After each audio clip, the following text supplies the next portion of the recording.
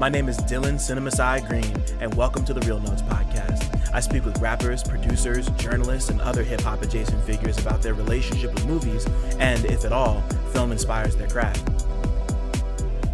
My guest this week is California rapper, producer, drummer, and skateboarder Cletus Strap. We spoke about teenage sex and death at Camp Miasma, Belly, From, the Scary movie series, coming into his own as a drummer before he started rapping and producing, making 2022 St. Cletus with the producer Luzine, meeting Sideshow and Earl Sweatshirt, he and Earl's creative partnership, managing snooty rap fans' expectations, and the creative process behind Cletus's tan Cressida debut Rappers Suck, from the music to its collage cover art. Come fuck with it. I'm 34 years old and I love to sleep in. I love sleeping in. I love being in bed until fucking. If I don't got shit to do, bro, I'm not getting out of bed until 11 o'clock, noon, 1, 2. I'll stay in bed as long as I can. Yeah. You know, I'm I that think type. 9 my sweet spot to where I feel good about myself. Like I still feel good about myself type shit waking up. Yeah. Damn, that's so funny. Yeah, I mean, like, of course, like, if I got stuff to do, like, if I need to be up and got stuff to do, like, I'm up, I'm showered, I'm ready to go. You know, like, I'm not hmm a, I don't have a difficult time getting out of bed. I just like being in bed. You know, like, I'm my No, mother's 100. I child. feel that. I'm my mother's child in that way. You know, like my mom was the same way growing up. And she definitely passed that down to me. Hell yeah. Love the Yo. moms. Shout out to moms, man. For real, man. All the love to moms. Yeah. What's cracking, everybody? Welcome back to goddamn Real Notes. We're doing it. Everyone's up and alert. I haven't even eaten food yet. It's fucking 1:46. I'm embarrassed of myself. Fuck. But my name's Dylan Green, CineMasai. I got a lot of names, do a lot of shit. I'm all over the place, but not like this nigga's all over the place. He was just in New York. I want to say like last week, like 3-4 days ago. Yeah, I was in New York 2 days ago for like 5 days. That shit was cool. New York showed Yeah, mad man. love. I was The whole I was rapping shit. I was sad to have missed the show you did with Tap TV. Shout out to my Oh man yeah. Sebastian. I'm so sad I Come missed it because on. I was somewhere else that night, and then he sent me the flyer, and I was just like, fuck, Cletus and Vip Skylark. I'm just like, shit. I just had other Bro. plans, you know. Come on, man. I'm proud of Sebastian. He really like I just met dude doing his thing. He asked to like interview me on the street, and now he put together his own show. Got who he wanted to watch perform and shit. Like that's really dope. Like just taking the initiative to do that. Like much respect and props to bro. Same. He's somebody I've seen around a lot, particularly over the last year and a half. I've come to know him pretty well. He's great people. Peace to Oh Sebastian, yeah. love him. And then speaking of meeting, I'm trying. Like I was thinking about this last night. I mean, you and I have never met in person, not yet. I'm sad No, about we that. have. We have actually. Wait, Um, no, I wait, came out when? there for so I came Remind out me. there for Young World 3, I believe. That's like when Tebe first was like, "Yeah, I'm listening to Cletus Strap and shit." I ain't even met bro at that time, but I came out there because I wanted to like check out Young World and shit with some friends. And I met Right. you outside of the after party, and I just walked up to I you because I remember had that. watched your shit.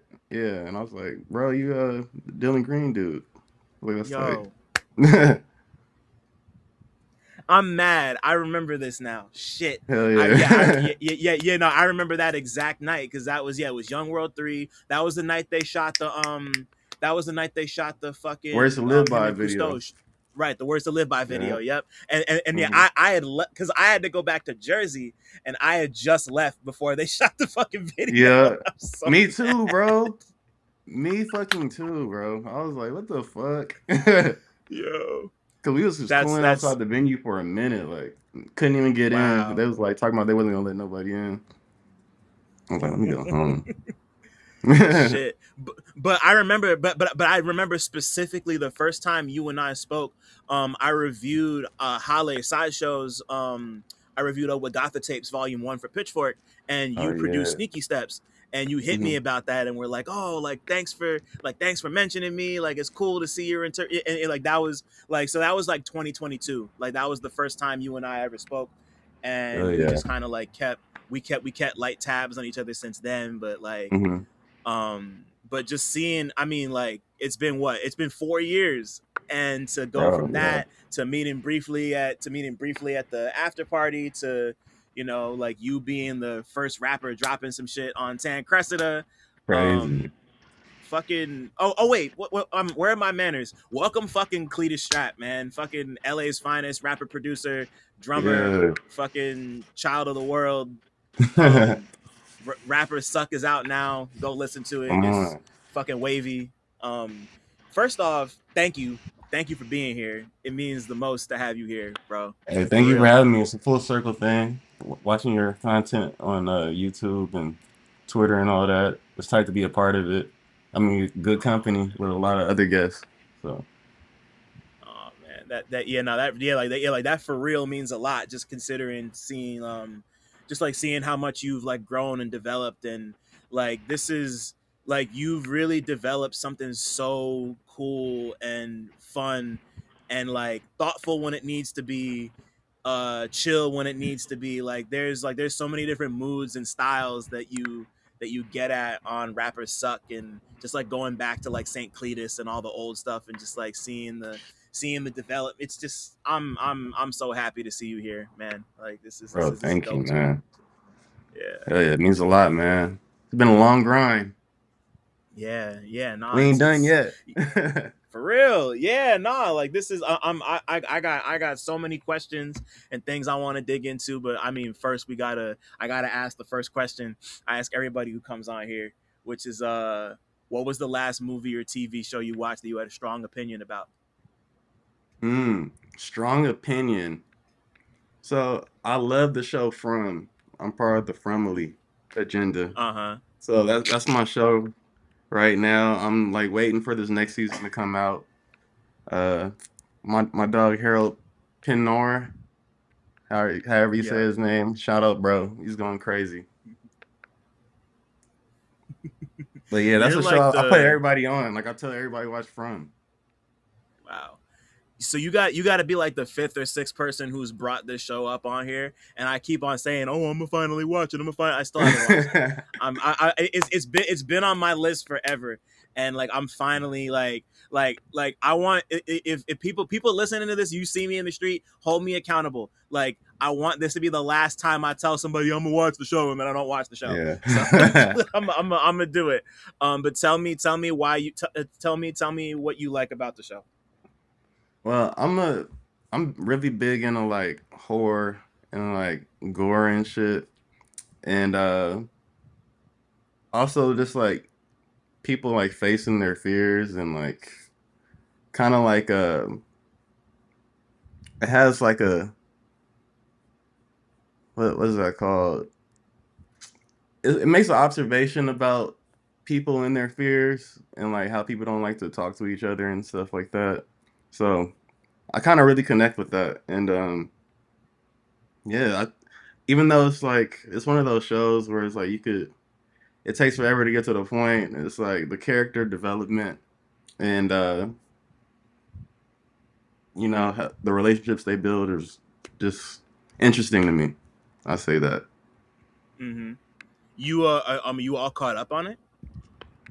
Yeah, I watched every episode. I'm about to rewatch that shit. Can't even lie. How many seasons is it? I think it's 3 or 4. Let's see. Mm-hmm.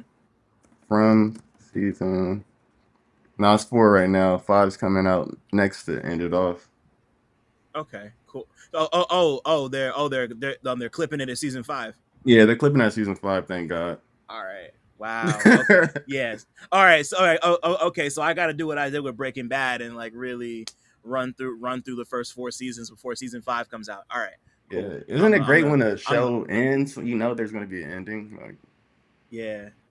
Like, Yeah. Like yeah, bro. Not everything needs to go on for like the Simpsons was just talking about they just got renewed for like season 36, and I'm like, like that's different because it's like a cultural institution or whatever. But like yeah, I don't know, just like when a show knows it's time to end, I got a lot of respect when a show knows it's time to end. You know, like Come this is on. going 5 seasons. Breaking Bad went 5 seasons. Atlanta went what 4 seasons. You know, like like Yeah. I just don't know that I'd love and appreciate Atlanta specifically if it was still going. Like if it was on like season 9 right now, I'd have been like, all right, bro, like what are we doing here? You know, like Come like you just keeping it around just to keep it around. And of course, you know, like it's a difference between like a show like From or a show like Atlanta and something like The Simpsons or something like Grey's Anatomy. You know, like I know Grey's Anatomy has like dozens and dozens of seasons, but like stuff like that and like procedurals and you know fucking cop shows or whatever, like those shows can just kind of go on forever. And Right, you know it's yeah. just always kind of like tied to like a mystery or a monster of the week type shit, which like it is what it is. But a show like From, you know, like or even something like American Horror Story is a great example. Like that's a show that should have ended like 5 years ago. You know, Yeah. like they shouldn't be making more American Horror Story, and I know they're trying to. Like Yeah, I just never really caught on let at that that shit joint. die. Yeah. It's not really like, to me, that wasn't really like scary. I don't know. hmm Yeah, I mean like there's a because like I think I've only watched 2 seasons. I Mhm. watched the I watched the Freak Show one with the carnival and like the clown with the crazy mask, Yeah. and I think I watched part of Coven, the witch Hmm. one, which I liked. But other than that, I haven't seen any other. Of the only 2 seasons of American Horror Story I've seen are Coven and Freak Show. I couldn't tell you anything about the rest, but Yeah. I just know Ryan Murphy's thirsty all the time because he's always doing something. Come on. You know he's got a new show coming out in like a month or some shit. What is it called? I think it's called like The Shards. I don't really know what it's about. It looks like it's like about some like like some rich family that's like on some I don't even know. Oh, you know that did look a little American Horror Story esque. Like I've seen the trailer. hmm Yeah. Yeah, and oh yeah, and then he did another one earlier this year called like The Beauty or something like that. Hmm. Like it was kind of like it was kind of like The Substance a little bit in the Okay. I'm trying because like I watched like me and my lady watched like the first like 3 or 4 episodes and we liked it. It was just one of those things where it was like we watched the first couple, we're kind of into it, and then it started coming back out and we just never followed up. But Hmm. like all I remember about it, it was like it was about a bunch of it was kind of like The Substance and like Nip Tuck. Like people were getting surgery to like look younger, and you know it had the monkey's paw consequences Huh. thing attached to it. But it I'm was trying to see that. like it was nasty in like a cool like and like I liked it. I just Hmm. like time just got past me, and then I like looked up and 4 weeks passed by, and I was like, oh yeah, like that beauty show. I never finished that, so you know Yeah, I gotta. Now that you mentioned that, I want to watch that. tap in. Yeah. It's cool. Like I said, the first 4 episodes were cool to me. There's a black character in it. I forget the guy's name, but like Hmm. Ryan Murphy doesn't know how to write black people. That's all I'm gonna say. Just kind of like strap yourself in for that because that kind of there are certain aspects of his character that kind of piss me off, but it's whatever. Yeah. Um, it's whatever.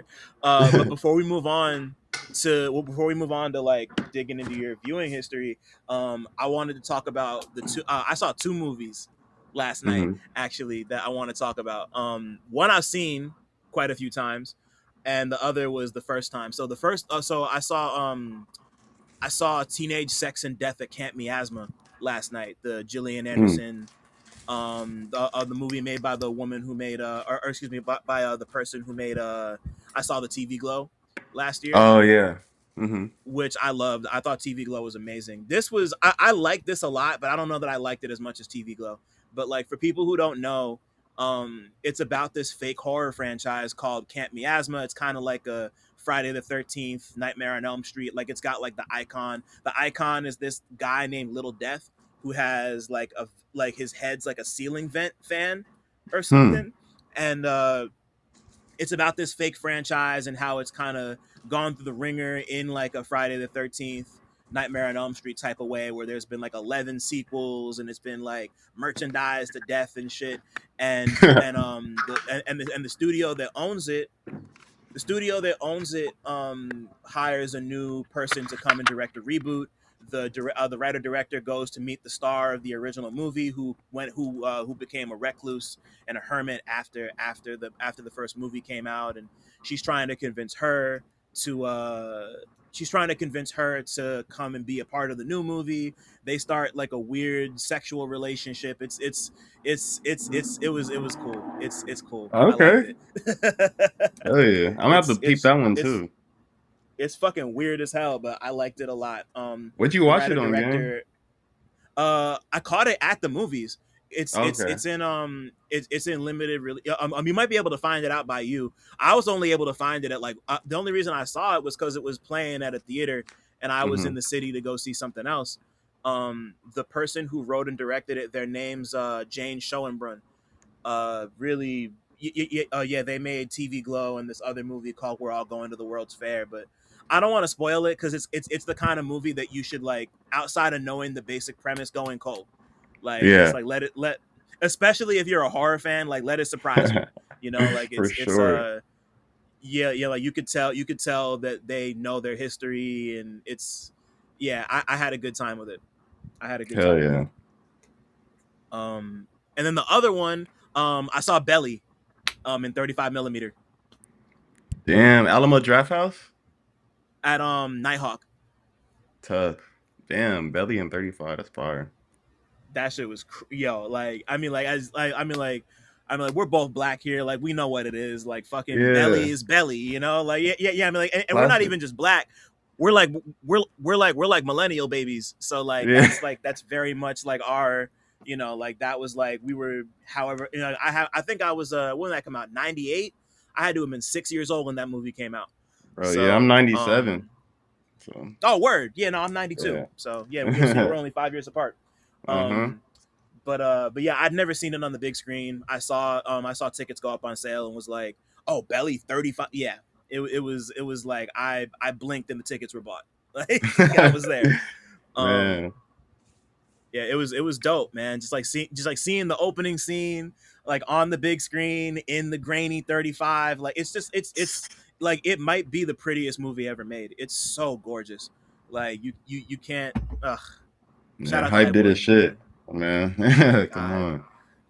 man. Yo, when was the last time you saw Belly? Because it's been a minute for me. Man, yes, it's been a while for me. And like I smoke a lot of weed. So it's like I'm definitely forgetting like key parts that went down, but I've seen the movie like hundreds of times. Yeah. Like Yeah, like, I had forgotten that after they do the bank robbery, they all go back to DMX's crib and they watch Gummo by Oh Major In. yeah.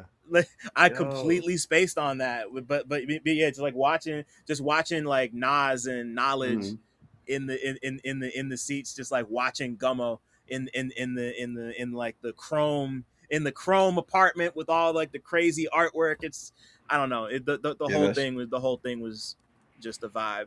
that shit was so random. I Um, was like, they just like us. for real. Like, yeah, like, yeah, I'd be like, I can't tell you how many times I've been in that type of situation with just like a bunch of people just like watching some like weird, just like some weird art house shit. It's like, what the fuck is this we're watching? Like, it's Oh it's it's God. classic shit. Less classic and less fun. I forgot that the woman that DMX was fucking on was like a 16-year-old, and he had started like seeing her when she was 11. Like, they really like linger on that. And there's like a whole scene of him just like getting top from a 16-year-old. I'm like, okay, like, I'm just like, we Dang. need to stop this, bro. But Yeah, it was a different time. They used to anyway, get away with a lot of shit in music yeah, and movies. for sure. Yeah, yeah, and yeah, like, it's not like it doesn't make the movie worse. It just, Yeah. it just does a lot to, um, like, it just did a lot to reemphasize like how morally fucked up of a person X's character was in particular. Yeah, like Real you, I shit. had just forgotten certain details, and I was like, oh, like, Yeah. I don't remember that, like, Right. you know, but But but yeah, good ass movie, beautiful soundtrack, great performances. The barbershop scene is one of my favorite scenes in a movie ever. I love Belly, love Belly. Amazing. Hell yeah. Yo. Um, but now let's dig into your shit real quick. Um, Okay. Cletus, what's the first movie experience you can remember having?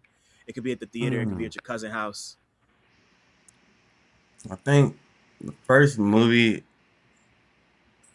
experience that I can remember off the top of my head, I'm gonna say just because like we're not too far from where this happened, but I was at my granny house and I think we was all watching Scary Movie 4, the one with the aliens, Uh and huh. then they would like get me to memorize the fucking the I had memorized the fucking rap the dude did in the 8 Mile scene.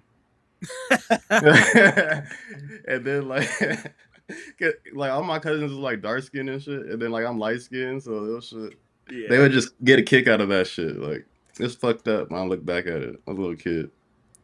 that's hilarious.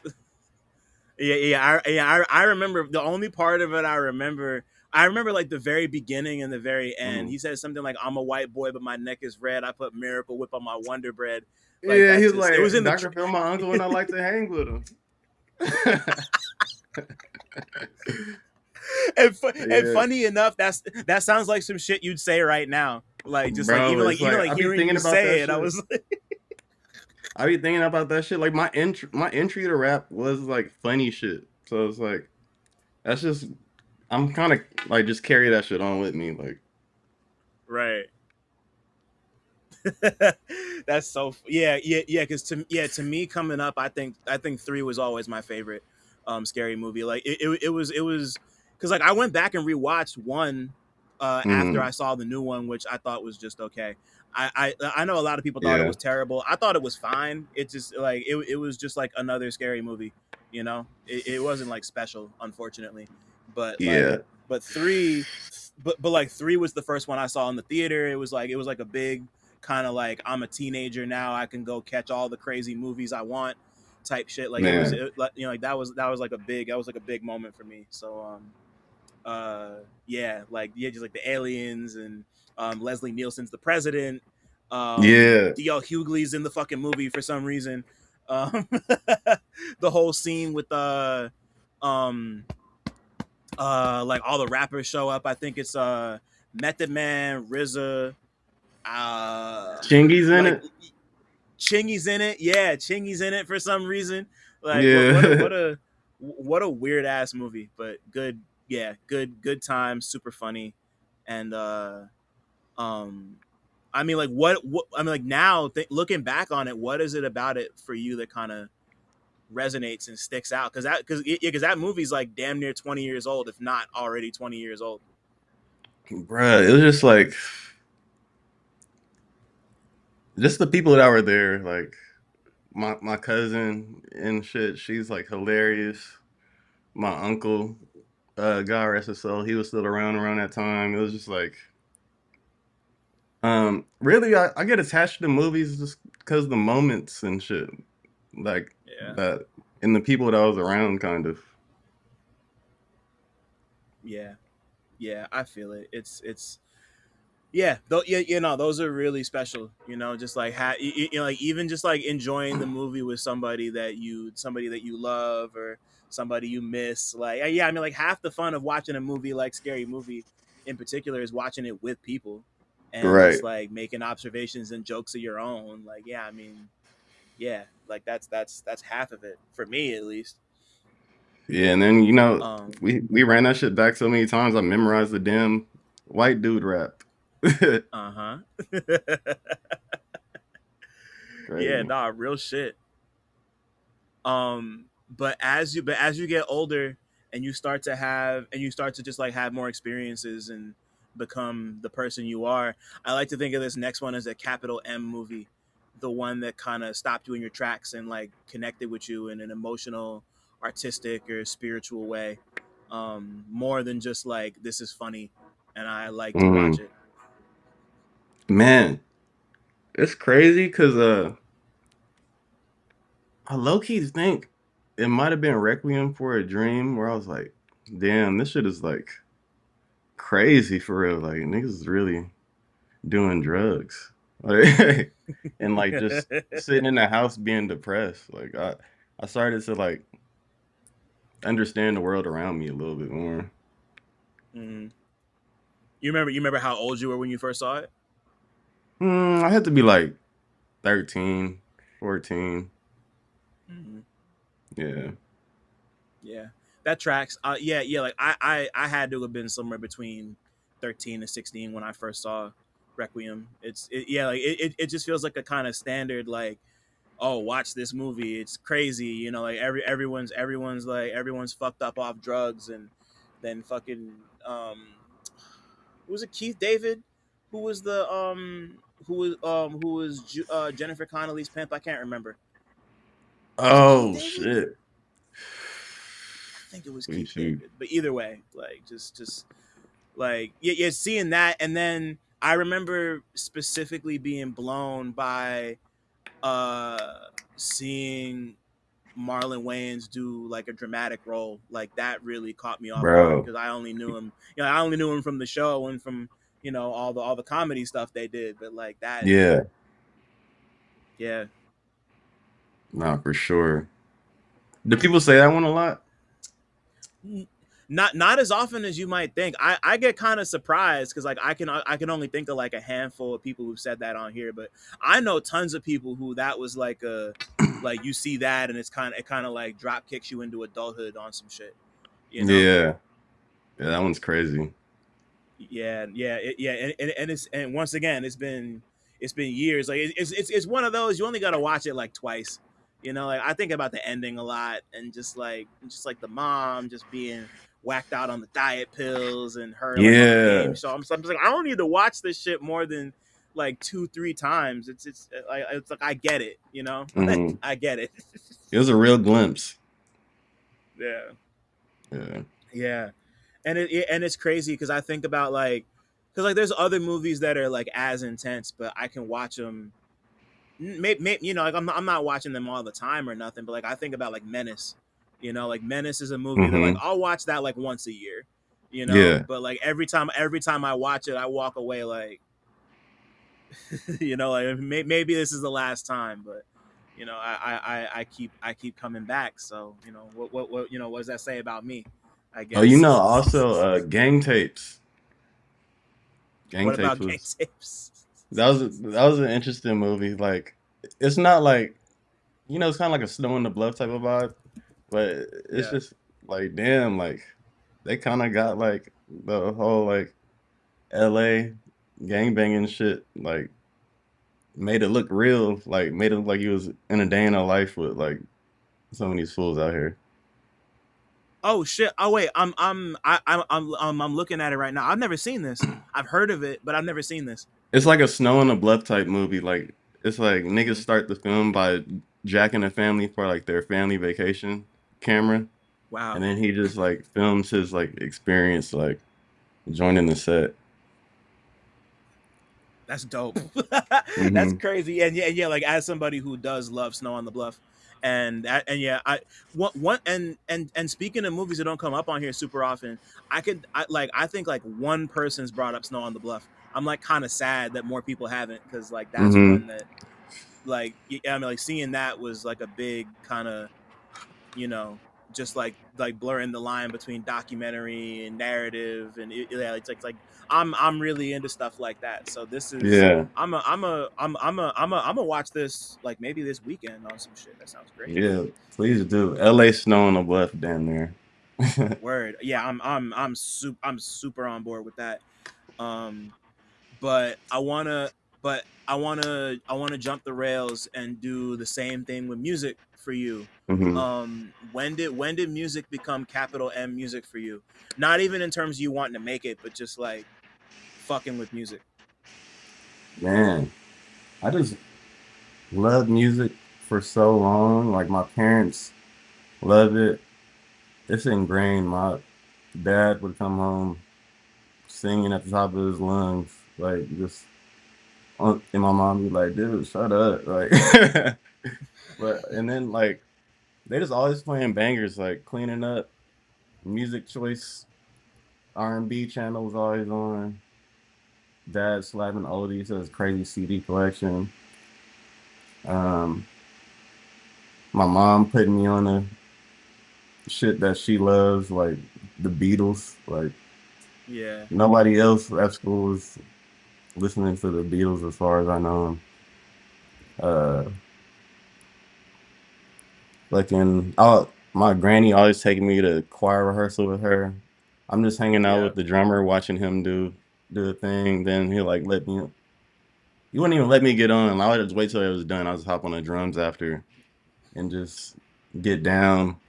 The movie School of Rock made me really want to play the drums, I think. really. Yeah.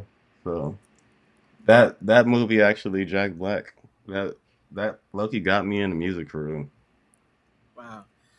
Shout out. Yeah, I mean, like, yeah.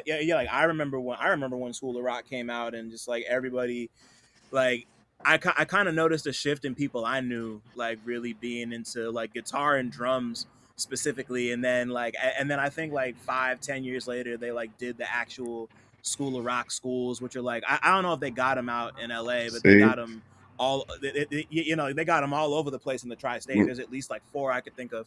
You Yeah, know. they did that. They started that right in LA too. Like I went to the school Cowan Avenue Elementary, and they had Yeah. this Griselda Blanco's son actually went there. But Whoa. so skip that. But they had this program. It was like a rock band, and this dude Mark would run it, and like he'll teach all the kids how to play like different instruments and shit. And I'll be on the like I'll be after school waiting. My mom pick me up. And I'd hear them jamming. And I peek in all the time because like I fuck with the drums heavy. So I'm just like watching. He sees me watching. He's like, "You want to come play with us?"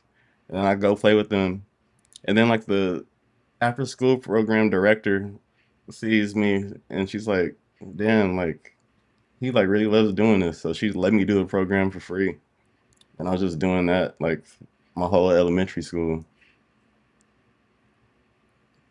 Like like And, after school, like it was like once a week, but just jam after school yeah.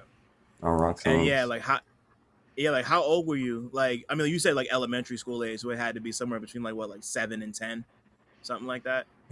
Yeah, probably like yeah. It was definitely started in third grade with that thing. Wow. And I mean, like, when did so I mean, like, before you did anything, before you, I mean, obviously before you rapped, but like in particular before you like produced and everything, like you started out as a drummer. Like that was just like I Yeah. wanted to play the drums.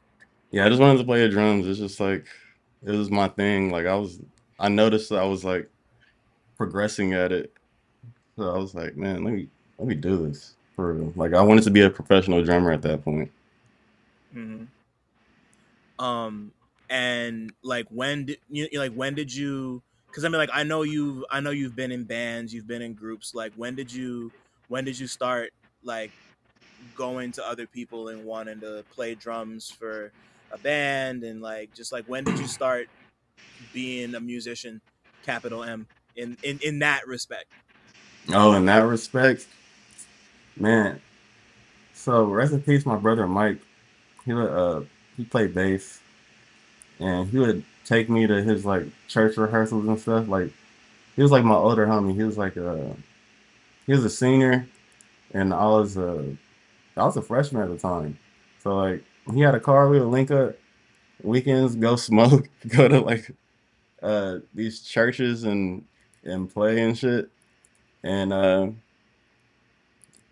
it just inspired me to kind of do that. So I started going to like churches and playing with them. Then I started meeting more musicians and I'm doing gigs outside of churches.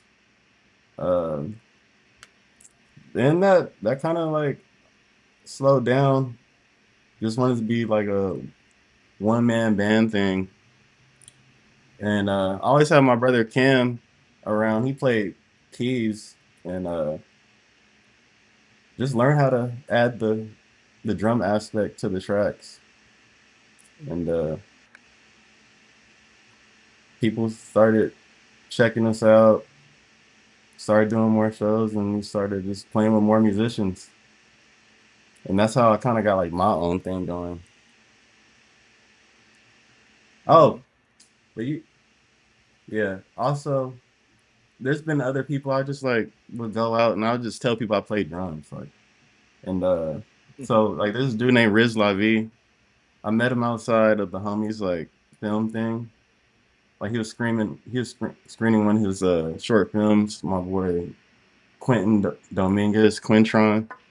He made the Thousand Band Funny Wish the Worst video. And Wow.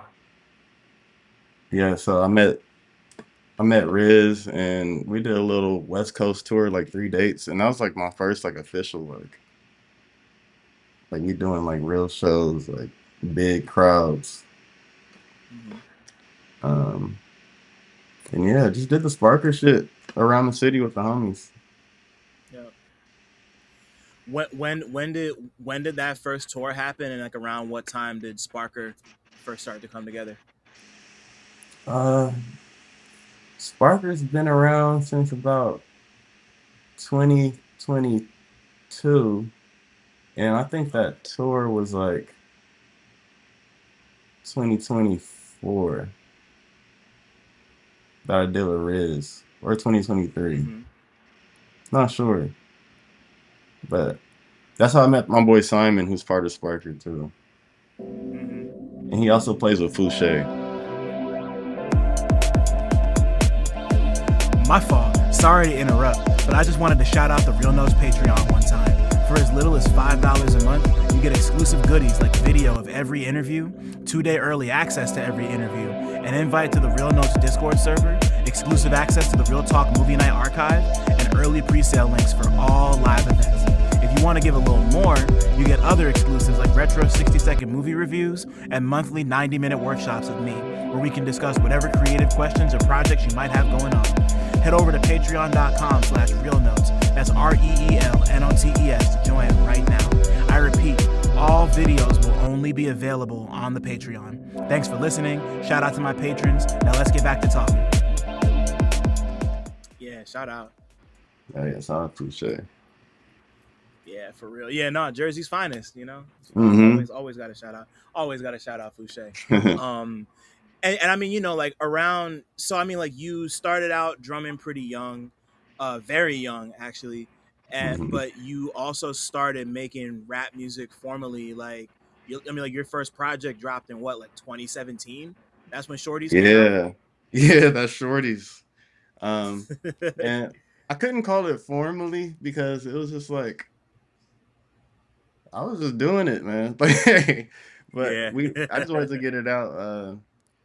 Yeah, I just wanted to have shit out. Like I had this idea that if I made like by the time I made like 6 mixtapes, my shit would crack. Yeah. So I don't know, I just kept going.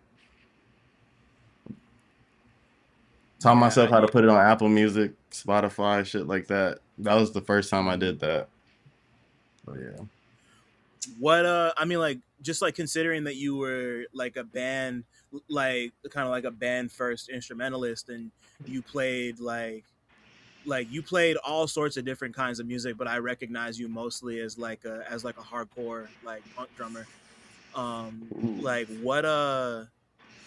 like what led you to rap from there? I mean, like, to me, like, as somebody who loves all that shit, it's Mhm. like there's always, I mean, like, punk and rap have kind of gone hand in hand since like the two were first a thing, but Mhm. like now it just seems like there's so many little unspoken kind of like similarities between those two. So like, what kind of led you from what you were doing before into rap?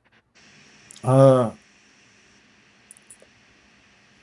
Man, for me, it was always so synonymous, like everything, like because just the diverse um music that I was just surrounded by, like even like watching skate videos and shit, like so young as a kid, like um so yeah, I definitely did start with the rock music being like it was more rudimentary to my my drum journey. But I think the Pharrell and the Yes Sirs Questlove album really showed me like, oh shit, like I could add this shit to the track for real. Mm-hmm. So after that, I got hyped and just started trying to play drums over shit and add it to the beats. Um, but hip hop and shit always been ingrained. Yeah. Yeah, like I think I'm more of like a hip hop jazz guy than than like a rock or like hardcore drummer. Mm-hmm.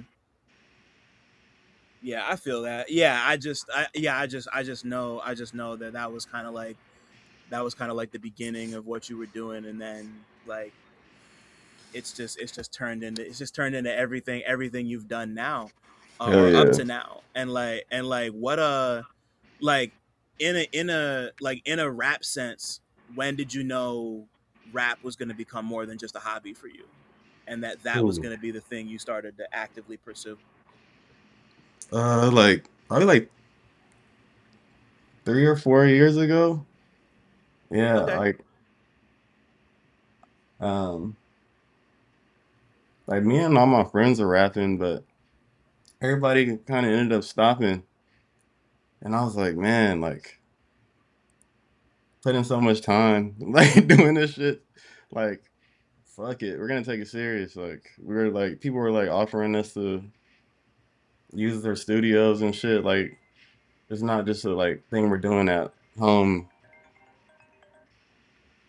It's not just a thing we're doing at home in the garage no more. So I was, yeah, I was like, I knew how to make. I learned throughout the time. I learned how to make videos. I learned how to record myself. Bought equipment. So I was like, man, let me just really give this shit a real try. But I really didn't So this expect is what nothing this from it. Yeah, yeah. So this is what around like St. Cletus time, basically. exactly. Yeah, around that time. Okay. Okay. Hmm. Okay. Um yeah, so I mean like you have like you like Shorties and Chubby from 2017, 2019, like you had those two projects and like a handful of other things pop up, but just based on what you said, also this Jackass mixtape I completely forgot about, which like Oh love yeah, love the fucking cover. Jackass. Thank you, man. Yeah, no, it covers. Yeah, like it's just it's the Pan African American flag, super fucking dope. Bro, I can't even lie. But We did that before the Denim Tears wave even hit. Can't even lie. yeah, no, yeah, no, I was about to say 20, I was like 2020 was definitely pre Denim Tears for sure. Yeah. Yeah, shout out David That's Hammond. hilarious, but yeah, for sure. Mhm. Yeah, no, I just had Chris Chance on here not too long ago. Shout out to Chris, peace to Chris, it's my man. Mhm. But I mean, you've already mentioned the fact that like St. Cletus was when you really started to take things super serious. But as we've already gone over, you put out 4 projects before that. So I wanted to dig a little bit more into why St. Cletus was the one that made it clear to you that like, oh yeah, I'm gonna like actually make a go of this. Man, so St. Cletus, it was around pandemic time. Um, we were able to be blessed, and we got a studio, and I was just in there like hungry. Like we we bought the studio, we bought the equipment.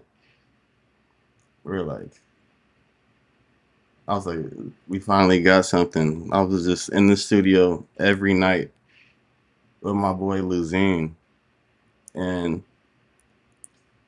uh, it's crazy while we making this project. My boy actually had like a mental episode, and like we we kind of got closer and shit because I started like tapping in with his family and shit on some like what's going on and shit. And then like found out he had to stop smoking weed. So like I smoke a lot of weed, but I encourage like if it's not for you, it's just not for you, man. Like so Right. That's real. the psychosis gets real. So like his dad's bringing him to the studio. We're still cooking up and shit. He's making some of the best beats I've ever heard, ever. Um, but you know, mentally, he's like not there. But it's not like dangerous or anything. Like we looking out for him and shit. And yeah, so we made a whole project. My voice sat down for a little bit, came back better than ever, and then we dropped it. And then like, but by the time we dropped it, it was like I was like, damn, like this shit is like by the time we dropped it, it was so long and like I lucky haven't seen my friend in a while. And I'm like, cause he's recovering from like his psychosis and all that. And I don't know when he came back and he was like good again, we dropped it and I was just like, we can't be wasting time. So we were just like shooting videos like anytime we could when we were in the studio. And yeah, just making the best use of our time because you know it was some shit where I thought I bro wasn't coming back. Yeah. Like, Yeah. Like, I mean, did you ever get the chance to like talk? Because like after the project came out, did y'all ever, or after the project came out and y'all reconnected, did you like, did you ever get to ask him like how he feels about the music, looking back on it? Because like, you know, kind of like being caught up in the throes of that hmm and then getting out of it and looking back on that time. I mean, I haven't been in that position personally, but yeah, bro. I can imagine it being Yeah, like, I wish he yeah. could like get up here and speak on it because like it was incredible. Like I don't know what the fuck happened. Like we was like it was a time where he came to the studio and we were in a he just like was tripping so hard we ended up in the car crying together. But I don't know. I talked to him a lot though. Like that's my partner Luzine. He produced like most of St. Cletus. Got Yeah. some Ashton McCrate on there, but he really was the backbone of that project. And Shout out. he says that like everything happens for a reason, and he feels like he was able to channel some shit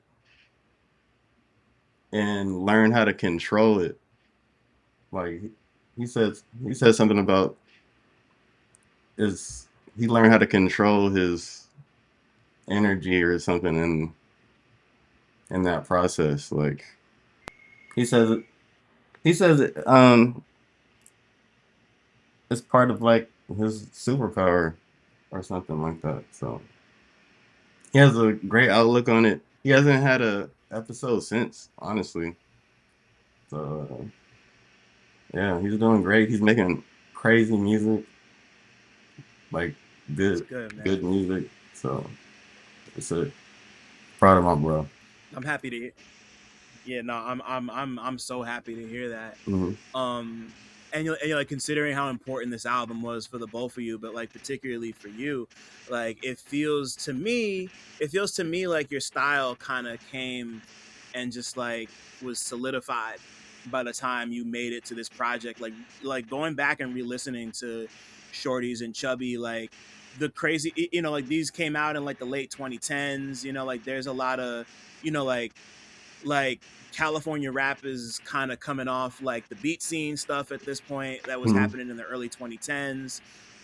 You know, like Plug is kind of starting to form its own identity, and there's like a little bit of Cali shit in there, a little bit of Plug shit in there.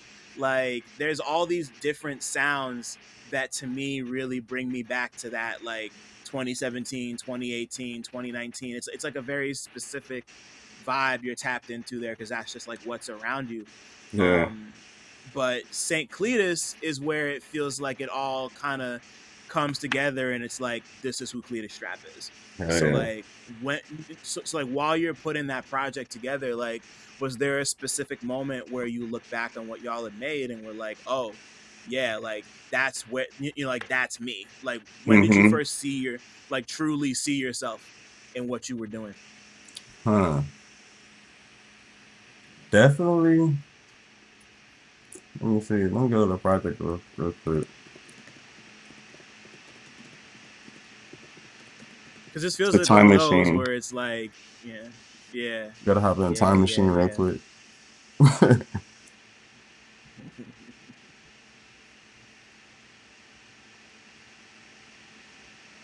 Mm-hmm.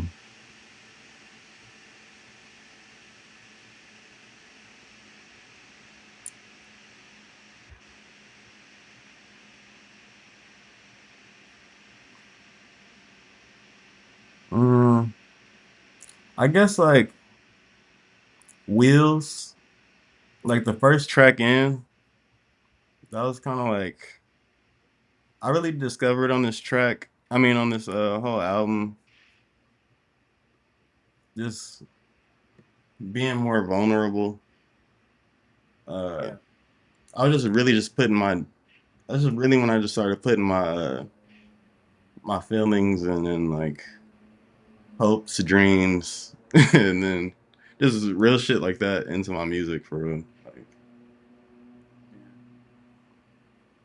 Yeah, that tracks. And like there's I mean like that like the 3-track run from Black and Mild to Beirut to Juneteenth and Gotham are mhm. like those like I mean like Black and Mild in particular is like I hear that and I'm like, oh, this kind of feels like this is kind of like a Rosetta Stone for a lot of like I hear a lot of rappers sucking that song specifically, Oh you yeah, know? for sure. My style hasn't Um changed up too much, like right. from the beginning at all. Like, Yeah. more refined though. Yeah, yeah, like there's always gonna be like little tweaks and things, and yeah, Hmm. like it's not like you were making stuff that was like completely different, Yeah. but it like you just notice the little tweaks and just like how like styles and tastes change and Oh yeah. how things get easier to integrate into other things, and Oh, yeah. like like I wouldn't be surprised that that's part of what brought Tebe in your orbit like once he yeah because if I remember I mean like I know you guys had like y'all had met one time before he was formally like oh shit your music is crazy Yeah. but like like it makes sense that he would hear a project like St. Cletus and be like this is crazy like just like talk to me. I know if I remember correctly it was like sometime around like George Floyd era when the two of y'all had first met before he'd reached out on some like music shit. Yeah. So there was like a community meeting in Inglewood, and bunch of just like young creative people. Like we all linked up, and we were like just talking about the situation. And he was there with the homie Sideshow and Maxo, and I had my skateboard, and we just started like skating around. And then I didn't really say nothing. Like I didn't really like tell him like I like really fuck with his music or nothing. And then so like St. Cletus run, I dropped the Cottontail video, and he like commented on it and shit, and I was like shocked. And he DM'd me on Christmas and was like, St. Cletus was like the best tape I heard this year. And that shit just blew my mind. And I Wow. was like, this dude doesn't even know this. He's like me and like my friend's like favorite rapper like since middle school. It's crazy.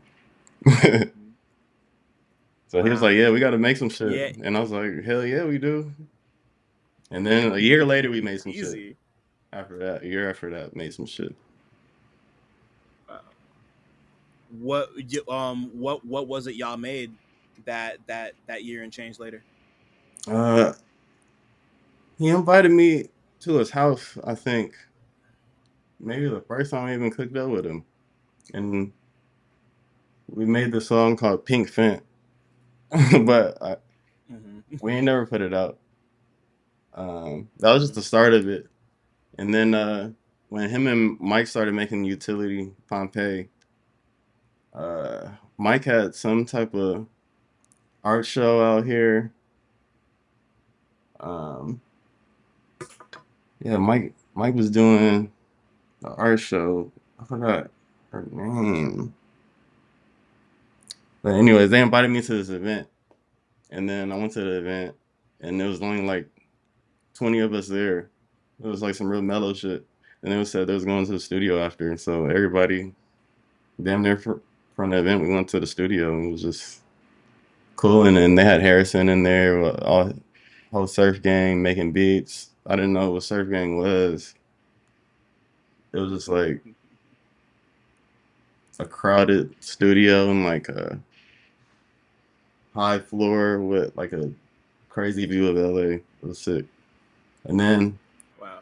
I was like, y'all gonna be here tomorrow? And they were like, yep. And then like, I'll pull up the next day. And I'm like, y'all gonna be here tomorrow? I'm like, yep. I just kept pulling up. And then I was locked in. Wow. Wow. I mean, like, well, I guess like first off, before we move on to like when Rapper Suck started to come together, like what was it like being? Because I mean, like that. It's been so crazy watching people have reactions to not even just Pompeii Utility as a project in itself, but kind of seeing Tebe specifically start moving toward like that kind of music. Yeah, it's like even like going through like the YouTube comments of Nonchalant, Mm-hmm. like it's just like so many comments of people like, oh, why is Earl rapping like this? The fuck is this? It just like really started to get to me that like I'm Mm-hmm. seeing people just like reacting so aggressively to this to the change in aesthetic when Mm-hmm. like he's still rapping. Like it's not like he stopped being good, and it's not like you're not doing great as well. It's Mm-hmm. it's it's just it's like just like the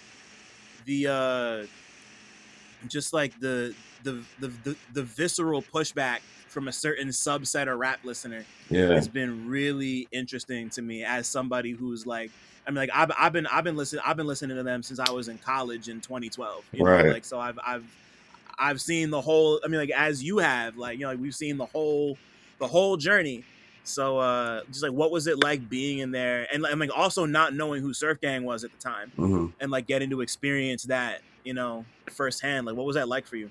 Uh, man, that shit was cool. I really just had to like post up and just like see how everything works. Uh, yeah, I mean, as far as like the sounds, he just really loves music. Like he listens to all type of shit. Like you could play some shit and then he'll like be like, "Oh, listen to this," and it's like the same sample. Like he's like a real a real audiophile. Like if there's one. So for me, like I guess seeing how he gets down like, and like enjoys music, it's not that surprising. But at the time, it was surprising that he listened to my shit because I was like, I didn't think it was that technical or nothing. Like he's like a super technical rapper. Like as far as Mm-hmm. like that's like your initial thought of him. But he has songs like Danity Kane and shit where he's Yeah, trapped out, you know. So yeah, yeah. yeah. It never really caught me any kind of Mhm. crazy. And I don't know. There's always been so many similarities between all these different styles of rap. Anyway, like I don't know. I feel like I just kind of got over that mentality when I left high school. Yeah. Like I had my fuck the bullshit.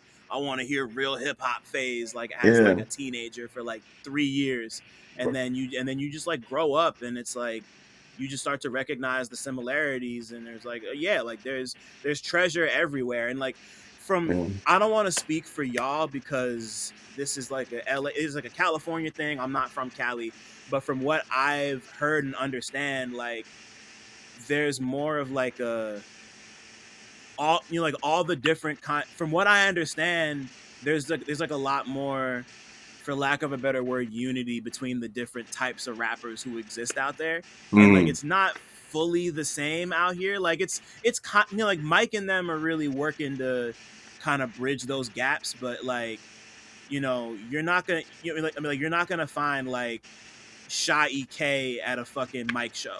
Yeah. Like it's it's not that kind of party generally. Yeah. But Shit. you You might. Yeah. I don't know. Mike is kind of like that too. Like he has an artist on 10K. His name's Camden Malik, and he's from Sacramento.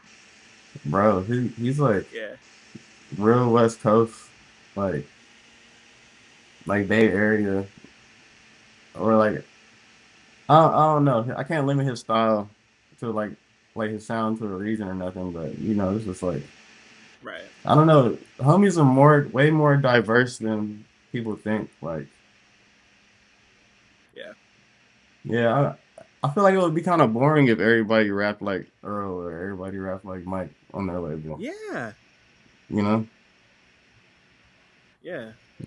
Right. Yeah. I couldn't agree more. That's half. Like that's half the reason why I love like what Mike and them are doing with 10K, and like like Sideshow doesn't sound like Nyante doesn't sound like Sally Mata, who doesn't sound like Doing Dita or Anicia. Like they all, or like 12K or Camden, like they all have their own sound. Like, and like a big part of what drew me to the Black Noise album, Oblivion, is that like it's like a bunch of different rappers going in over his beats, and not all of them sound the same. Like it's like that's, I don't know. Like you, like I don't want, like I wouldn't be as interested in a project like Rappers Suck if it just sounded like Earl's first tape, or if it sounded like, oh yeah, like here's this kid making something that sounds just like Doris. Like I'm not, like we got enough of that shit, which like cool, like it's good, but like like you're doing stuff that's technical and accomplished in its own way. Like you're not like Rakim like fucking plotting out the shit on the grid or nothing, but like like there's there's skill and effort and insight in what you do. Like you're you're observing things and finding really cool ways to flip phrases, and like figuring out, like I can't imagine a more traditionalist rapper finding a pocket in a song like Risk It or a song like Nonchalant. Like there's skill in rapping over a beat like that. You don't just kind of parachute in and do it. Like I don't know, like people really I feel like that specific kind of listener takes stuff like that for granted, and they just assume that it's just like, oh yeah, it's just like some computer shit, and just anybody can just parachute in and just like rap. I don't know, that it's like, it just, I don't know, it just pisses me off sometimes that people don't recognize what it takes to do something like that. Like, you don't have to like it, but like to be like, oh yeah, it's just like a monkey could do, like fuck you. Like, who are you to say that shit? Like right, like, and it's crazy. I know it's all subjective, but people are a little too extra with the shit. I couldn't agree more. But to get back to the impetus of Rappers Suck, are you like, this is like around Pompeii Utility time again, but like as y'all are starting to get more locked in, when did the conversation turn toward like this project and like bringing him on to executive produce it? Like when like where did all of that start?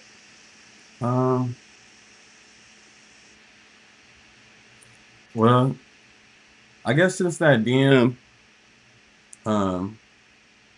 he had the idea of doing a project with me, but I didn't know if it was going to be like me and him rapping on like every track together or what.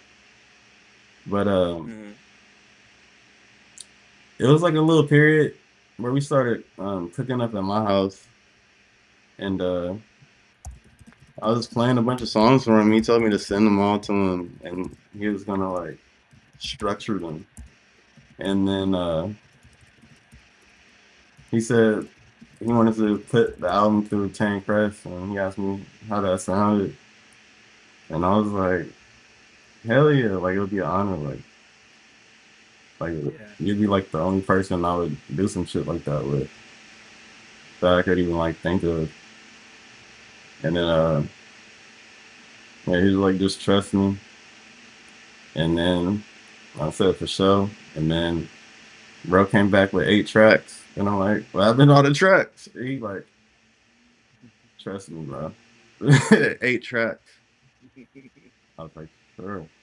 And then he was like, what you want to call it?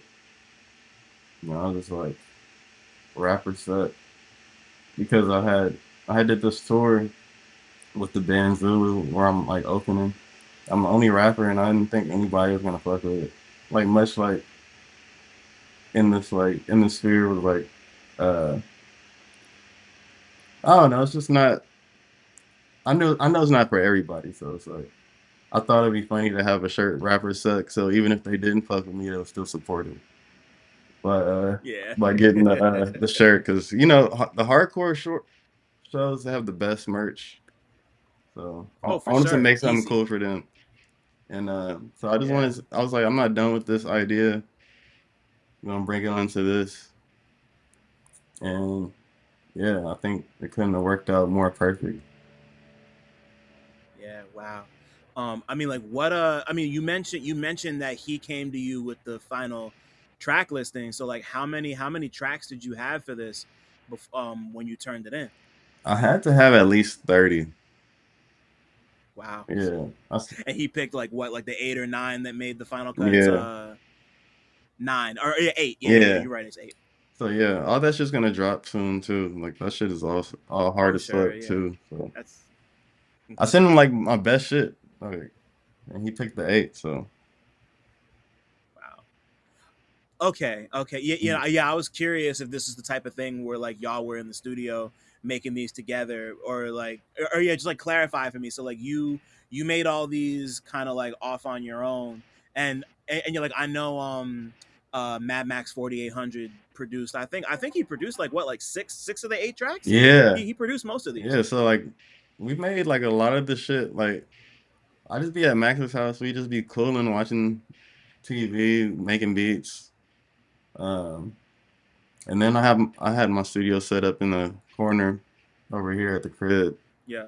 and so he sent me beats from his crib that we was like cooking up. I record them here. Paddleball. We would go to Al's studio sometimes, and I recorded that one in there. Like I had brought my mic over there and shit because somebody else was using the other mic, and yeah, recorded Paddleball there. Nonchalant was already done. I had just showed it to bro, and he was hyped on it. He would always be like, "Bro, that Nonchalant track." I'm like, so one day he's over here. He's like, "Turn on Nonchalant." Turn it on. I'm like, "Bro, you want to get on it?" He's like, "Yeah." So he starts writing, and like the beats on loop. Sun goes down, sun comes up. He's still sitting in the same spot. I'm like, Wow. he's like, I lucky wake up. He looks at me. He's like, I'm ready. I'm like, I'm like, for sure. You see, he hops on and just does his thing. Wow.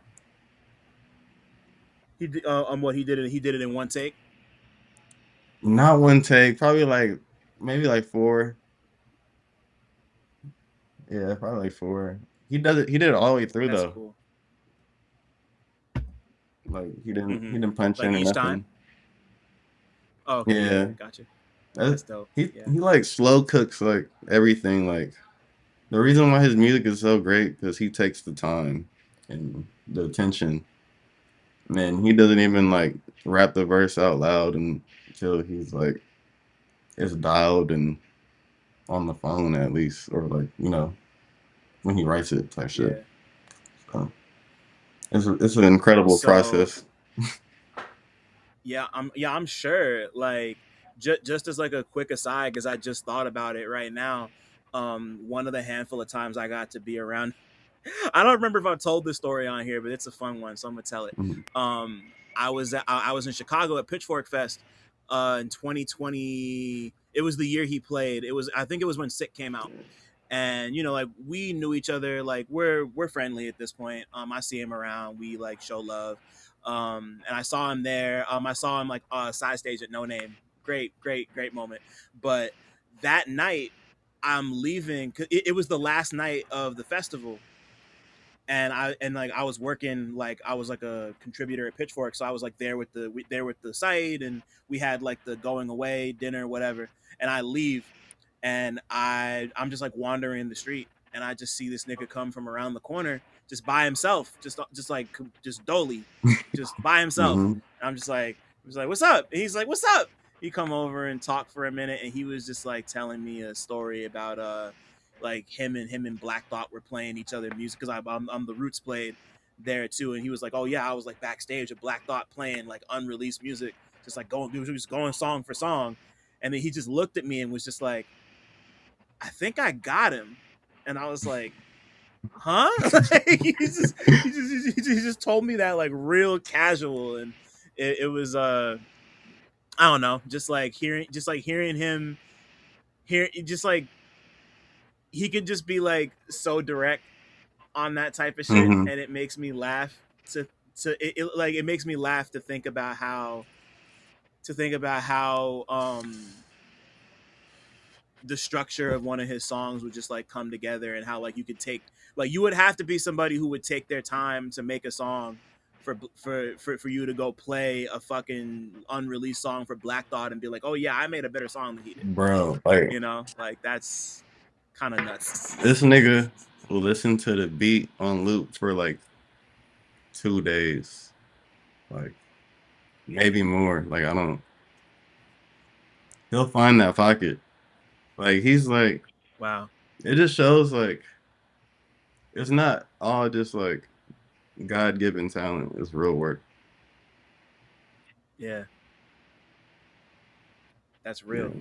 And I mean, what about you? Like, what's your writing process? I mean, like, yeah, just like what's your writing process like? Like, how are you? Like, are you somebody who's listening to a beat for 2 days? Like, Hey, do you yeah. write your shit down? Like, what's the deal? Man, like it's funny. I used to just straight punch in, and then like bro like make little like jabs at me, like little just like little funny shit. But he'd be like, bro, you just like sitting there just yelling crazy shit, and everybody's just in the room. Like that's kind of wild.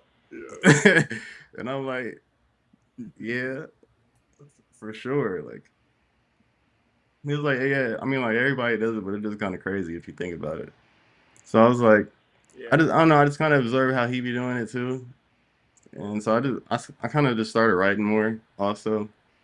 But yeah, definitely just I sit there with the beat and just zone out and let my train of thought come out most of the times, and then I'll take that.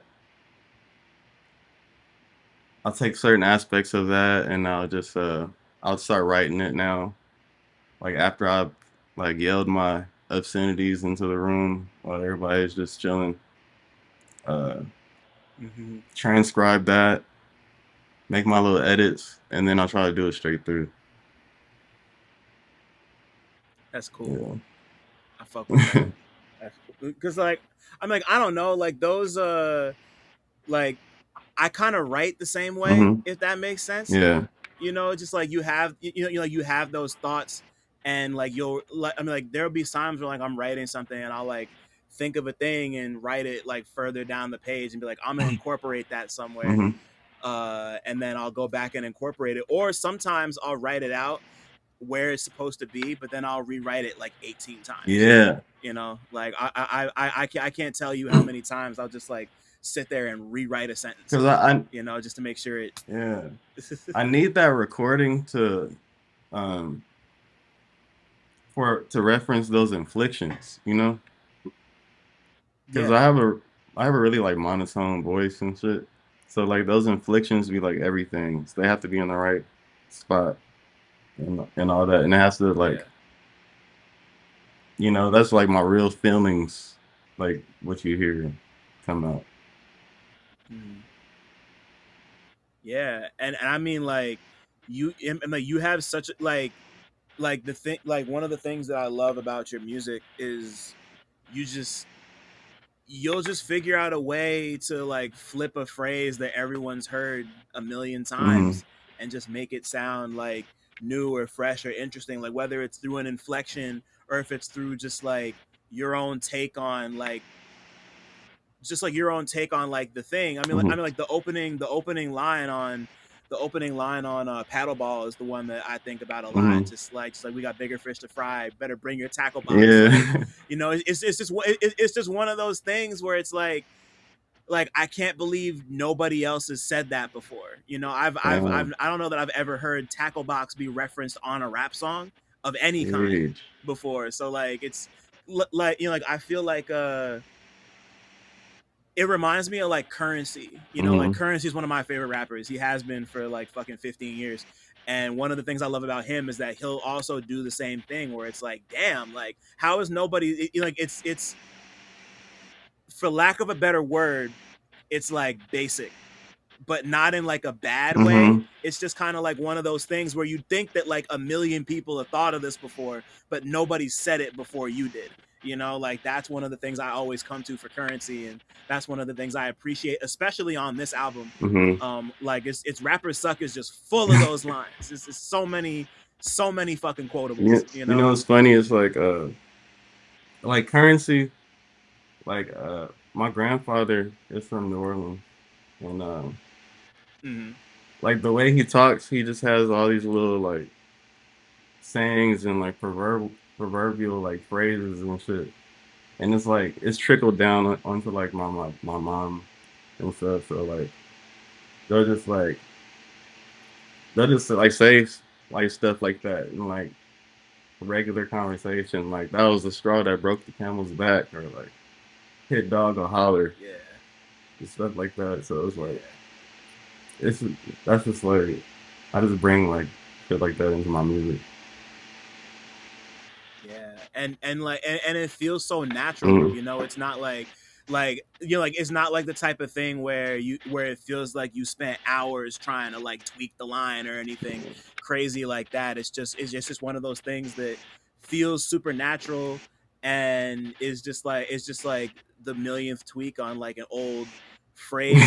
I don't know, like those are the it's like it's so easy to relate to and tap into that kind of thing. I feel like not any kind of person could relate to it, but you just like it's just done in a way where it's easy for anybody to kind of be like, I get it. You know, like there isn't a ton of digging you need to do for a lot of what you're talking about, except but then there'll also be like one of my favorite lines on the whole album is from Nonchalant, where you say like where you say like people are trying to act all mob bada bang. And it's like, if you don't know what The Sopranos is, like you know, like that might go over your head. But you know, like I heard that and like when I didn't catch it, I think until maybe like the third or fourth time I heard the song. And I was like, and I laughed, like I like audibly went like like it caught me. Cause like I'm from that area in Jersey, so like I grew up like you know, I mean like I grew up in a town called Montclair, which they filmed a lot of The Sopranos in. So like hearing that, and like I just funny enough, I just watched the series for the first time ever this year, because I just like, you know, like it's home, so I didn't really feel the need to jump in and watch it until now.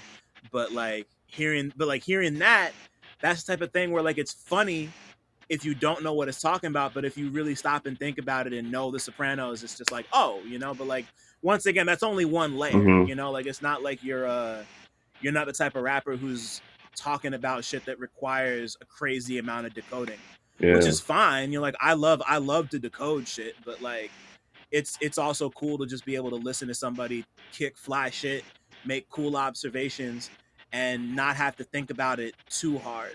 You know, like you got to use your brain a little bit, but you know, not to the point where you feel like you're not to the point where you feel like you're reading an encyclopedia or like deciphering a fucking Wikipedia page. Yeah. You know? Nah, for real. It's funny.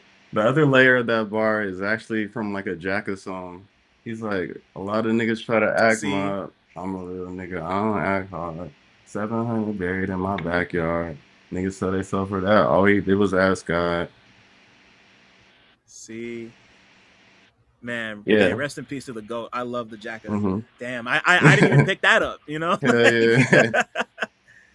Yeah, shout that's out. fire. Man. Yeah, and you know, like that's like, and yeah, like once again, like that's, you know, like it works on all those levels, and like clearly you're a rap fan of every. I mean, you look at the cover of the project, which I don't normally ask about covers on here, but like I love this cover. Oh, I love it. I'm looking at it right now. Right here. Just like hey, look at that, man. Go grab the fucking CD if you're a patron and you're seeing this, go grab the fucking CD. But like just like the collage aspect of it, like there's so many little things. I'm seeing like Don King on here. Is that Brian Pumper right underneath the rapper Suck? Yeah, that's Brian Pumper. Is that B Pumper or not? That's definitely Brian Okay, Pumper. I thought so. Yeah. Yeah. Peace to B Pumper. Yeah, you know, like, and yeah, it's funny because my colleague Ryan over at Hearing Things wrote about the album for 5 songs this week, and he went through and broke down a bunch of the things featured in the collage, and it's just like, this is, first off, who made this? Did you make this or did somebody else make this? Bro, I made this with my bare hands on my kitchen floor, and wow, it's like 23 inches by 23 inches, and oh wow. Yeah, so I would just like, I'll go to work and like use the printer, because like, who has this much ink to use?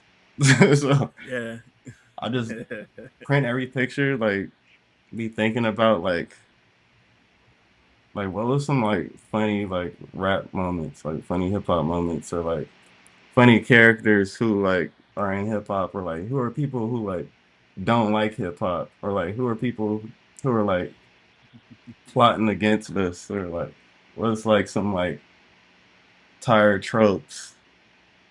Who are some like, who's the greatest of the shit even, like, so like that's why I got like Slick Rick, I got like Easy E, because it's like respect, and then I got like I got like all the gangsters too, because it's like these are like who people are trying to like emulate for real, and then I got like Don King, because he's like the greediest dude, and then Brian Pumper, because he's like, sometimes like hip hop could be like so pornographic and like freaked out, and then he's like a rapper that sucks, like, yeah. Like he be walking around like LA like getting beat up and shit, like Macklemore winning against Kendrick Lamar, that Grammy that year was crazy. Wild, man. Young Jock's many haircuts. Like Young Jock got this Tupac haircut, and he got this perm. He also has some other haircuts that didn't make the cut. I put for Lil B, of course. Yeah. Shout out to Nick Craven. Is this DJ Vlad? And yeah. I'm sorry. My fault, yeah. Shout out to Nick Craven, no sample snitching. I took a picture of bro with a no sample snitching t-shirt. Oh, that's hilarious. See, I haven't even seen the back. I've only seen the front cover. I know. I see DJ Vlad in the right corner. Yeah. Ronald and Nancy Reagan. Fucking. Is that Modest Yahoo? Yeah. In the fucking left corner. Oh, fuck him. Nah, it's just nah, funny. that's You know, my like it's just that's the rapper. What's his name? Mashur,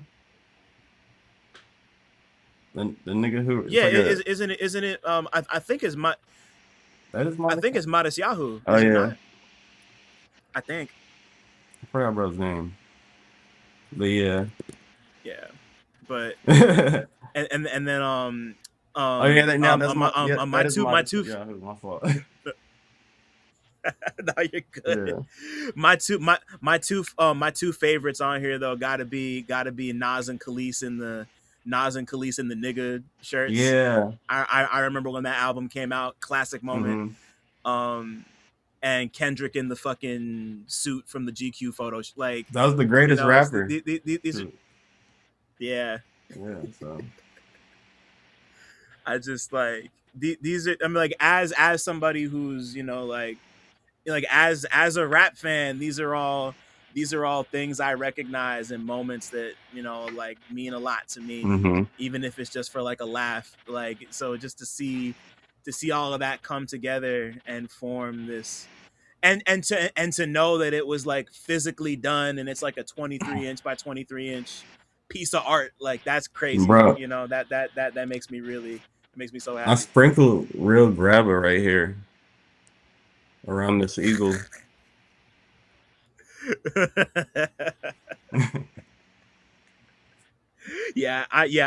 I need one of those CDs. That's fucking Hell crazy. yeah. I gotta We got to do the I gotta take a vinyl, look at right? the back. I think the vinyl would be sick. Like we need that shit Yeah, big as bro. fuck. Make the nah, like that's one of those you want to like you like it'll be like half the size, Yeah. but like being able to really look at it like Oh god.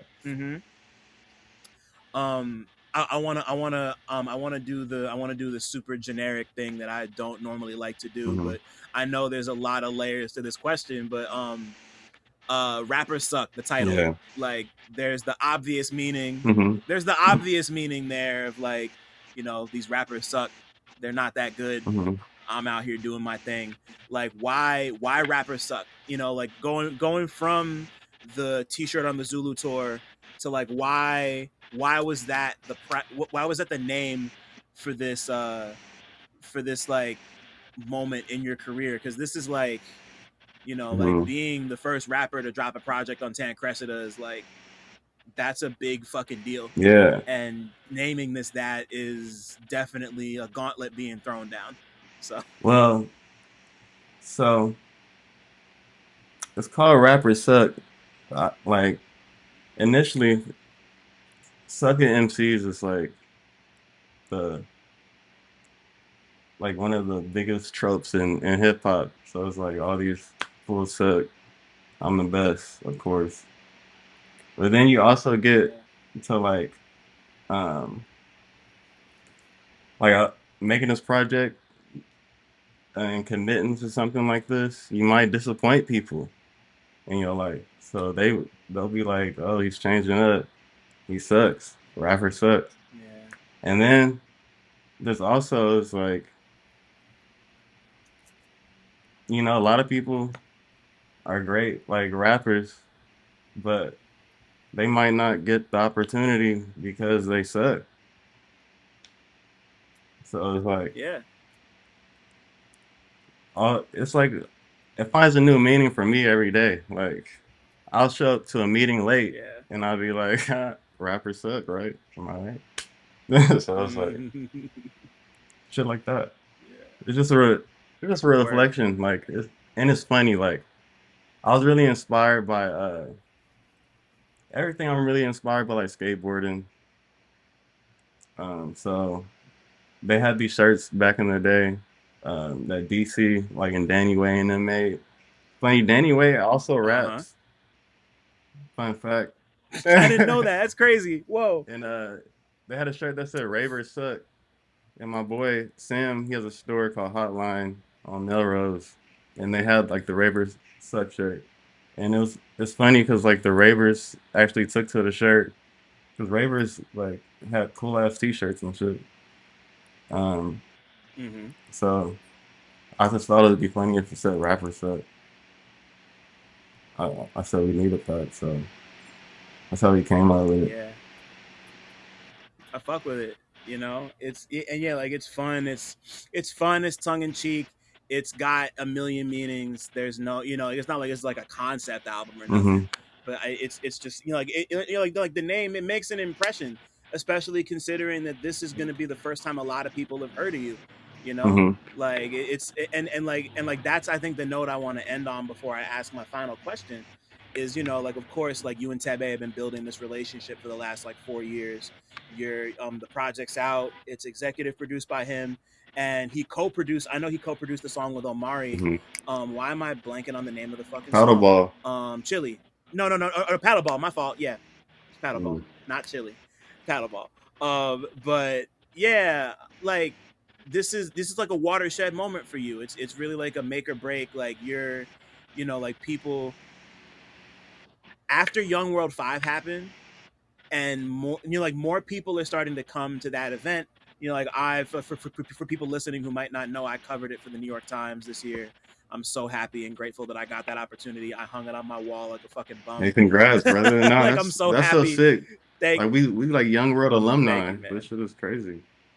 Yeah, for real. Yeah, no, like we've been there since like it really. I wasn't there for the first one, but I've been to every single one of them since. So I'm grateful that I got that opportunity. But I bring that up because one of the things I noticed about all the post-festival coverage for 5 is that people were like, oh, I heard about this because of Earl. I heard about Mike because of Earl. I heard about Sideshow because of Earl. I heard about Niante because of Earl.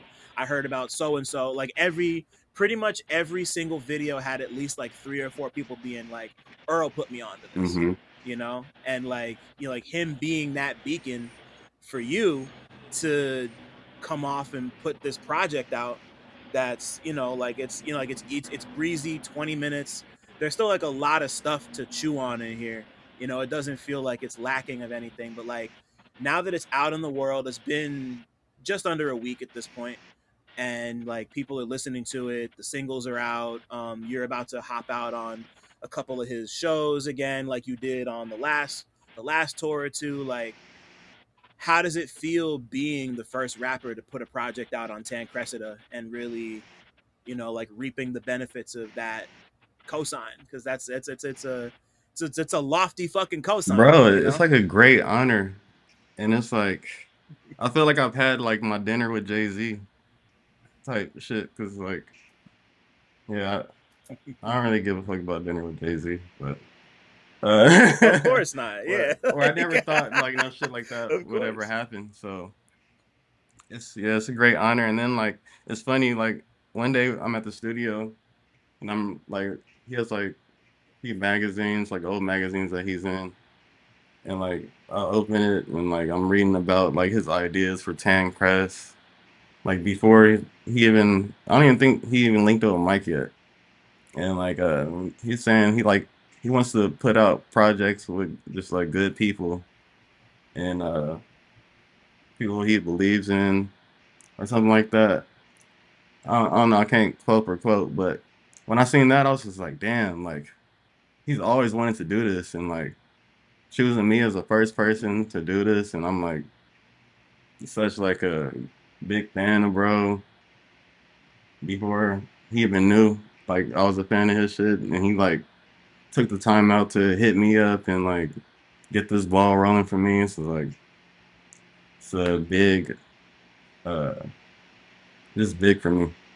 So I'm hyped on that. Yeah. And then it's like we're real friends too. Like it's crazy. Like I don't know. Like should be seeming cliche, but like just keep doing what you're doing. You never know who's watching. For real, you know, it's like that. I mean, like that's.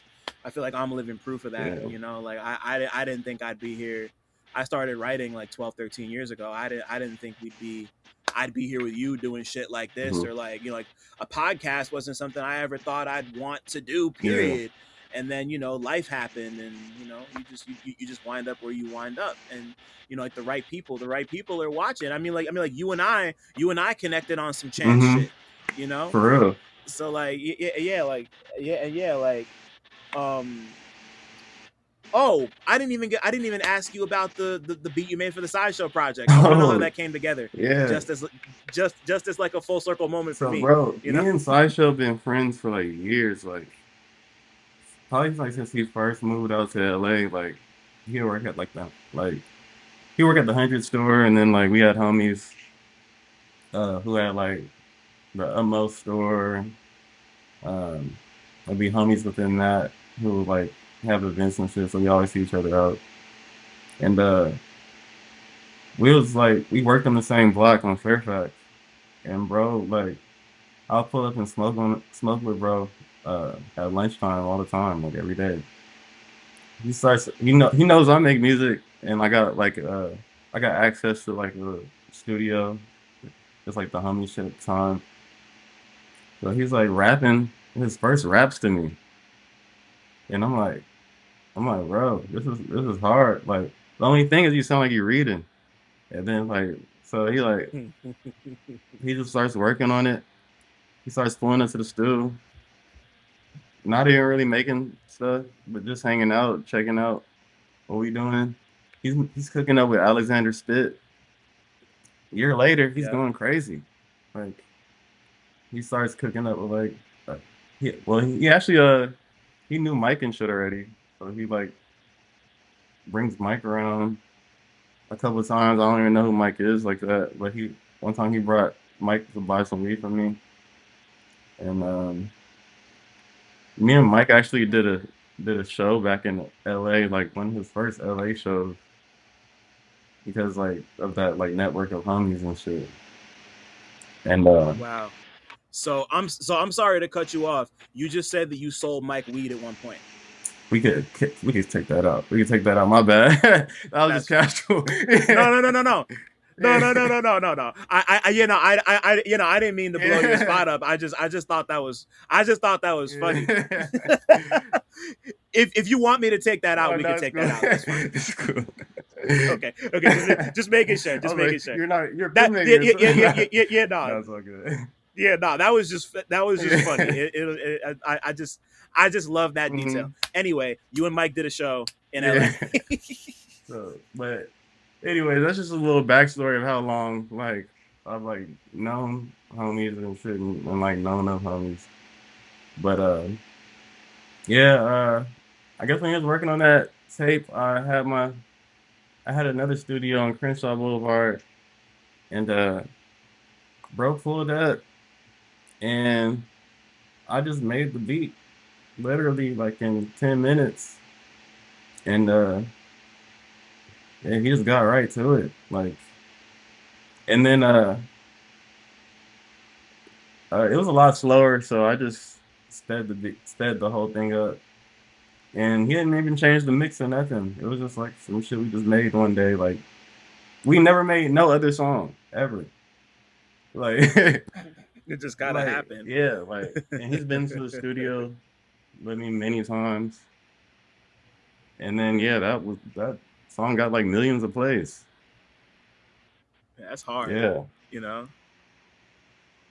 Yeah. real Like I'm organic. sure it'll happen again at some Oh point. yeah, that's my Y'all are brother. good enough friends. It'll happen at Oh some point. yeah. Yeah, shout out. Shout out Sideshow, man. Yo, get that weighted tapes. No, peace. Yeah, please. Like I went back and revisited it again for the first time in a while, and yeah, I don't know, like his like everyone's. I'm gonna do the sentimental shit in a second. Last question, Cletus. If your life was a movie, what would it be about? If my life was a movie, it would be about like what does that mean? Like, I like to leave it open ended, but typically it could be like if you had like the plot of a movie involving your life, or even if you just want to be like my life is like Belly or some mm, shit. Like I just kind of let people answer it however they want. It okay. could go. There's no right or wrong answer, you know. Um,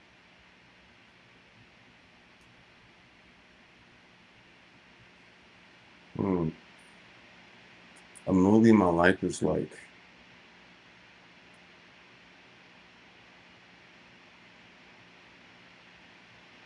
Give me a second here. Yeah, nah, take your time.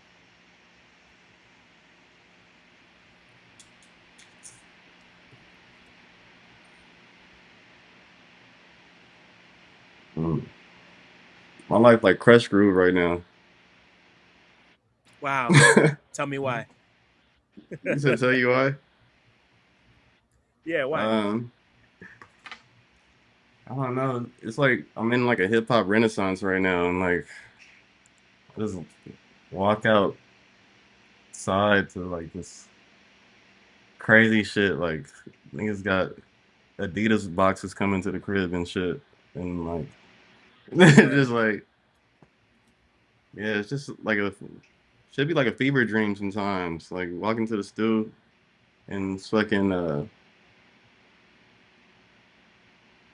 fucking what's her name?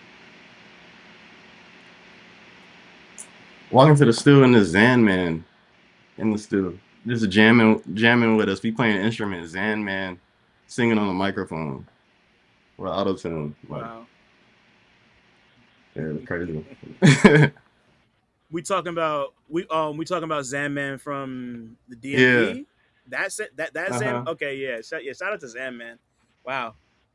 It's been a minute. I love Zanman. I was I haven't tapped into a project in a while, but I love Zanman. Yeah, like I also love Crush Groove. Yeah, like I'm a real rapper now. It's crazy. Hey, yeah, no, you're here, man. You're here. You're here in a real fucking way. And yeah, I just wanted to say, like, I mean, like, thank you for coming on to do this and for sticking to it and like putting out like Rappers Suck is like it's like legit really cool stuff. Thank you, brother. I love this project. It's been dope to just kind of let it seep into the bones for the last like 4 or 5 days, and just like your growth, you know, like, I mean, like having like known of you and having connected a few times in the last like 4 years, just to like see you get to this point where you're like, you know, like this is like all-star game shit, you know, like it's like your time to really make the impression that's going to take you wherever it takes you, you know. So like I'm happy to see you really stick the landing with this. Thank you, brother. Yeah. Thank you, brother. Yeah, man. Thank you. This is of course. Hell yes. Yeah, man. It's sorry, what? My bad. I was like, I didn't know what to do yet. shout out all the homies. 10 Crest, 10K. Yeah. Appreciate it. Yeah, man. It's all love over here forever, you know. Damn.